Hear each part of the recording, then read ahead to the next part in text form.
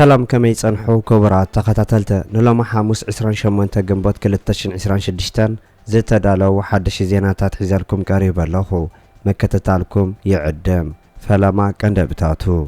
جنرال محمد حمدان داغلو كحمت بزعبا ايرتران ግብጽን ዘውጽኦ መግለጽ ዝምልከትን ኤርትራው አምባሳደር ሽልማት ከም ዝተበርካተሉን ጋናን ደቡብ አፍሪካን ኣብ ከቢድ ምትፍናን ከም ዝኣተዋን አሜሪካ ዳግማይ ኣብ ልዕሊ ኢራን ከቢድ መጥቃዕቲ ከም ዝፈጸመትን ኢራን ውን ሕነ ከም ዝፈደየትን ዝብሉን ካልእን ዝሕብር ዝርዝር ዜናታት ሒዝናልኩም ቀሪብና ኣለና ንቻነልና ሰብስክራይብ ብምግባር ክሳብ መወዳእታ ክትከታተሉና ብኽብሪ ንዕድመኩም አሜሪካ ኣብ 3 መዓልታት ንኻልእ ግዜ ንኢራን ብኸቢድ ትድብድባ ከም ዘላ ተገሊጹ ሰራዊት አሜሪካ ኣብ ኣገዳሲት ወደባይት ከተማ ባንዳር ዓባስ ንዝርከብ ወተሃደራዊ ማዕስከር ከቢድን ሓድሽን መጥቃዕቲ ይፍጽም ከም ዘሎ ዝተገለጸ ኮይኑ ማእከላይ እዚ አሜሪካ ሓይልታቱ ኣብ ከባቢ መጻቡ ሕርሙዝ ስጋእ ዝፈጠራ 4 ብኢራን ዝተሰርሓን ናብ ሓደ ዝእንፈት መጥቃዕቲ ዝፍጽማ ድሮናት ከም ዘውደቐ ገሊጹሎ እቲ ኣብ ባንዳር ዓባስ ዝርከብ መደበር ሓምሻይ ድሮን ከውንጭፍ ኣብ ዝተዳለወሉ ግዜ ከም ዝተወቕዐ እቲ እዚ ወሲኹ ገሊጹ ማእከናት ዜና ኢራን ብወገነን ኣብ ምብራቃዊ ክፋል እታ ከተማ ድምፂ ነተክቲ ከም ሰምዓ ገሊፀን ኣብ መንጎ አሜሪካን ኢራን ዝተበፅሐ ተነቃፈ ግዜያዊ ምቁራፅ ተጻብኦ ኣብ ዝቐጸለሉ እዩ እዚ መጥቃዕታት ዝፍጸም ዘሎ ኢራን ስምምዕ ምቁራፅ ተኩሲ ከም ተጣሓሰን ኣብ ልዕሊ አሜሪካ ከቢድ ሕለናይ ምፍዳይ ስጉምቲ ክትወስድ ከም ዝኾነት ኣብ ተጥንቀቐሉ ዘሎ እዋን ማእከላይ እዚ አሜሪካ ድማ ነቲ ኣብ ልዕሊ ኢራን ዝፈጸሙ መጥቃዕቲ ብልክዕ ዝተወሰደን ተኩሲ ደው ንምባል ንመቐጻል ዝዓለመ ብምባል ገሊጽዎ ኣብ መፈለምታ ናይ ሰሙን አሜሪካ ኣብ ደቡባዊ ኢራን ዝፈጸመቶ መጥቃዕቲ ናውጣታት ሚሳኤልን ኣብቲ ባሽሓ ዝቑፀራ ንግዳዊ መራኸብ ተኸዲናሉ ዝርከባ መጻቦ ሕርሙዝ ነታገነ መፈንጃር ዝፈተና ጀላቦ ዒላማ ከም ዝኾኑ እቲ ማእከላይ እዚ ገሊጹ ነይሩ እዚ ከምዚ ኢሉ እንከሎ ሓለዋ ሳውራ ኢራን ማዕስከር ኣየር አሜሪካ ብምውቃዕ ሕነ ከም ዝፈደየ ገሊጹሎ ድሕሪ መጥቃዕቲ አሜሪካ እስላማዊ ሓለዋ ሳውራ ኢራን ሕነ ንምፍዳይ معسكر أير أمريكا كم زهر ما فليتو أمريكا أبو دبيت كتما باندر عباس إيران أبتقى معرفة نفر تزركب وتادر معسكرات بحر ليت كم زهر متن أزد ما نحيلتات أيران حيل بحرن كم زعنوت جاليسان إيران حلوة صورة إيران بمعكن زينا إيران تسليم أبزوج أو مجلسي اتمت كعت زخنا قدات كم زي صعبا من جورار أمريكا يزبلو مدبر أير بمتكع هنا كم زفادين جاليسو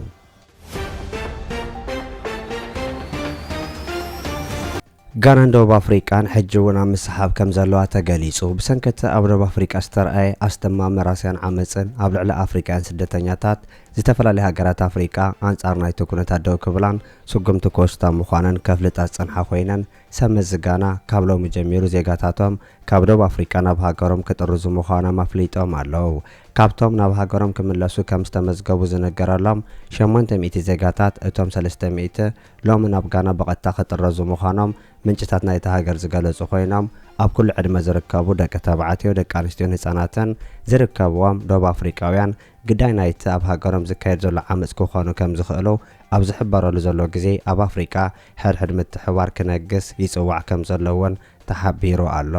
እዚ ጋና ስጉምቲ ድሕሪ ኣብ ዝሓለፈ ሰሙናት ኣብ ከተማታት ደቡብ አፍሪካ አንጻር ዘይሕጋዊ ስደት ዝካየድ ዝነበረ ተቃውሞ ሰዓበ ኮይኑ ኣብታ ሃገር ብሰንኪ ጽልእ ወጻእተኛታት ዝፍጸም ዓመፅ ዳግማይ ክለዓል ይኽእል ዝብል ስግኣት ኣስዒቡ ከም ዝርከቡን ይሕበር ኣብ ደቡብ አፍሪካ ብገምጋም ልዕሊ 25000 ጋናውያን ይነብሩ ከም ዘለውን ብሰንኪቲ ኣብ ደቡብ አፍሪካ ኣብ ልዕሊ ጋናውያን ዝወርድ ዘሎ ዓመፅን ግፍዕን እቶም ነበርቲ ጋና ግዳይ ክኾኑ ዓብ ተኽእሎ ከም ዘለዎን ጸብጻባት ጋና ይሕብሩ መንግስቲ ደቡብ አፍሪካ ነቲ ብደቡብ አፍሪካውያን ዝካየድ ዘሎ ዘይሕጋዊ ንጥፈታት ደው ምባል ክሰርሕ ከም ዝግባእ ዝሕበሩ ናይ ጋና ወገናት እቲ ዘይሕጋውን ዘይሞራላዊ ምንቅስቓስ ዘብቅዕሉ ስምዕ ክህሉ ከም ዝግባእ ይሕብሩ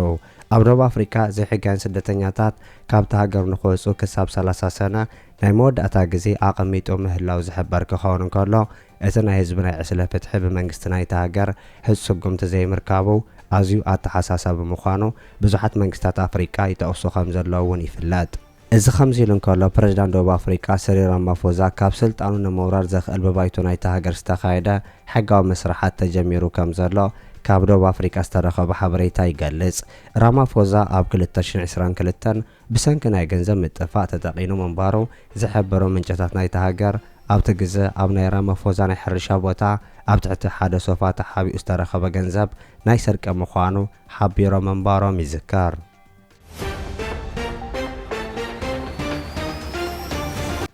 ኤርትራ ባህላዊ ሽልማት ጃፓን ከም ዝተረከበት ተገሊጹ። ኣብ ቶኪዮ ዝርከብ ኤርትራዊ ዲፕሎማት ኣብ ጃፓን ኣብ ዝተኻየደ መበል 60 ኣህጉራዊ ባህላዊ ሽልማት ሄጌሺ ኢኮኖሚያ መቕባሉ ተሓቢሩ። እቲ ሽልማት ኣብ ጃፓን ማሕበረሰብ ዓለምን ልዑል ኣበርክቶ ንዝገበሩ ውልቀ ሰባት ዝኽበር ክኸውን እንከሎ ኣምባሳደር ስቲፋኖስ ኣፈወርቂ ካብ 2003 ጀሚሩ ኣብ መንጎ ኤርትራን ጃፓን ሰላም፣ ንግዲ፣ ኢንቨስትመንትን ባህላዊ ምርድዳእ ኣብ ምድንፋዕ ዝሰርሖ ስራሕ ኣፍልጦ ከም ዝተዋሃበ እውን ተገሊጹ። ኣብቲ ኣጋጣሚ መደረ ዘስምዐ ናይ ኤርትራ ኣምባሳደር ኣብ ጃፓን ስቲፋኖስ ኣፈወርቂ ዝተዋሃበ ኣፍልጦ ድሕሪ ምምስጋን ኣብ መንጎ ክልቲኦም ወገናት ዘሎ ዝምድና ኣብ ምዕባይ ክሰርሕ ምዃኑ እውን ሓቢሩሎ።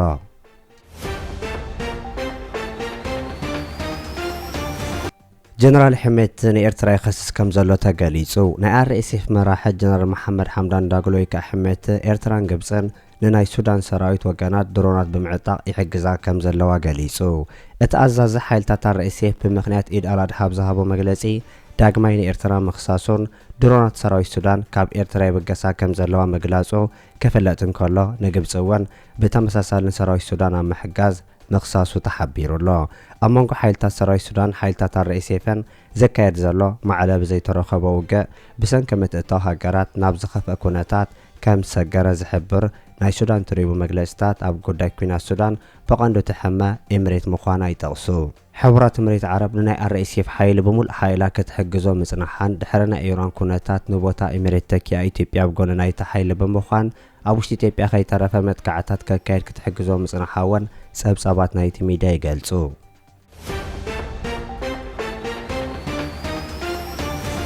ክቡራት ተኸታተልቲ ንሎም ዝተዳለወ ዜና ነዚ ይመስል። ኣብ ዝቕጽሉ ዝፍነው ዜናታት ብቐዳምነት ክበጽሐኩም ሳብስክራይብ ዘይገበርኩም ሳብስክራይብ ንኽትገብሩ ብኸብሪ ንዕድመኩም።